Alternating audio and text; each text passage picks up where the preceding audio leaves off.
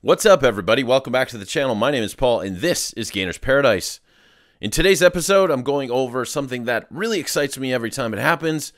We're going to go over a brand new university study that shows that negative-only training, eccentric training, or negative emphasized training is far more effective than concentric, isometric, or just regular rep training. That being said, I get excited about it because it just validates and reconfirms everything that all the smart bodybuilders have been saying and doing for the last 50, 60 years. Finally, science has caught up to bodybuilders. With that in mind, who wouldn't want to be more productive in the gym? Who wouldn't want to get more out of less? Who wouldn't want to do what I always talk about doing, which is do less better? Meaning, be more efficient, be more productive, be more effective, and get everything out of the gym that you're trying to in a way that it doesn't have to consume you. So with that framework, we're going to dive right into this study. This study was authored by the Edith Cowan University professor Ken Nosaka, and it was published in the European Journal of Applied Physiology. The opening line in the article that covers the study says here, "A groundbreaking new study has shown how to build muscle by spending as little as half the amount of time in the gym." It also goes on to say that they found that the muscle gains could be made doing half the number of repetitions.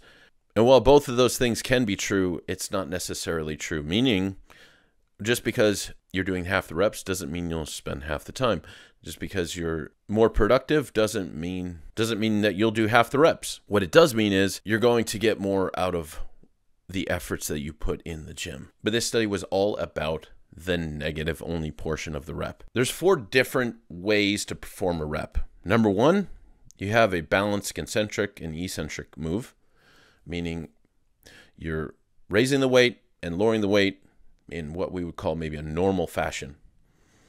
There is the negative portion of the move where you would do a negative only rep. Then of course there's the concentric only rep where you focus purely on the positive portion of the move. Then the last way to perform a quote-unquote rep would be the isometric or the static contraction version of an exercise. All of these reps work. But what's more productive? The one that you connect with the most. Just because a study comes out and says this works better than the rest doesn't mean that you should just leave the rest behind. You should use it in a way that it becomes a tool for you and you can get more out of what you're trying to achieve. Some people have seen the way that I lift. Some people call it ego lifting. Some people say I have bad form. Whereas in my mind, I move with nature, my bad form, and I always emphasize the negative. But let's talk about why are negatives or eccentric only reps or eccentric emphasized reps so effective? Well, let's dive into the science of hypertrophy itself. I would say there's 4 things involved. Number 1, mechanical tension. Number 2, we have muscle damage. And number 3, metabolic stress. The 4th one is the higher level engagement within your CNS. The better your CNS responds, the more contractibility you have, the more mechanical tension occurs, the more muscle damage occurs, the more metabolic stress occurs, and the more hypertrophy occurs. With that in mind, we also know that in the eccentric portion of any exercise, the human body, the muscles can handle anywhere from 25 to 50% more resistance in the negative. When you're talking about more resistance, you're talking about heavier weights, you're talking about more mechanical tension, more metabolic stress, and more muscle damage, and a higher CNS engagement. Hypertrophy is a foregone conclusion. But let's dive back into the study. There were 3 different groups participating in this study. The first group did the eccentric only, or lowering of the exercises. The second group performed the concentric, or lifting exercises. And then the third group performed both the concentric and eccentric, the positive and negative. But the eccentric group did half the amount of repetitions as the other groups. It goes on to say that they found that the group that performed the eccentric only exercises achieved strength gains that equaled the other groups despite performing half the amount of reps, while the muscles grew more in thickness than the other groups as well. Professor Nosaka then says, "This study shows that we can be far more efficient in the time we spend exercising and still see significant results by focusing on eccentric muscle contractions. So what does this all mean? It means that whenever you're training, you should always emphasize the negative. Then there should be times where you do negative only sets. And then there's times where you do negative only or eccentric only entire workouts.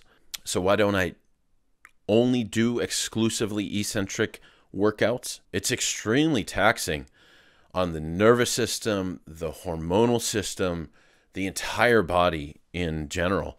So I think the balance between cycling in and out a variety of reps is probably the best way to do it so that you don't overtax your system. But regardless of the way that you rep, regardless of the way that you train, you have to keep in mind that every time you go to the gym, you want to beat the logbook. That would include negative only sets. That would include negative emphasized sets. That would include regular sets and isometric static contraction hold reps and sets. Like I said, the fact that another study reconfirms everything that bodybuilders have been doing for the last 50, 60 years as the most effective way to do it just makes me happy. I got 4 other studies that I found in the description below. You can check all the sources, check all the information, and implement as necessary. Guys, there's nothing left to do but to do it. Bodybuilding is a practice, meaning every day you go to the gym, you're trying to practice your reps to get better, practice your connection to get better, and practice the art of bodybuilding to become the best version of yourself. The reps are a practice as well. Guys, if you like this video, comment below on what stood out for you, or any feedback is always welcome. Don't forget to like the video and subscribe if you want more. Hit the notification bell as well. But until next time, keep training, keep gaining, and I'll see you on the next episode.